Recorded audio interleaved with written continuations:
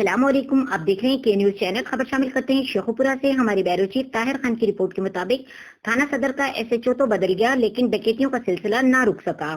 ڈاکوؤں کی SHO افضل ڈوگر کی تعیناتی پر سلامی کے بعد مسلسل ڈکیتیاں، چند روز قبل مشروب ایجنسی کا مالک 15 لاکھ نقدی سے محروم ہوا تو آج عمر حیات اور نعیم نامی شخص موٹر سائیکل اور موبائل فون سے ہاتھ دھو بیٹھے۔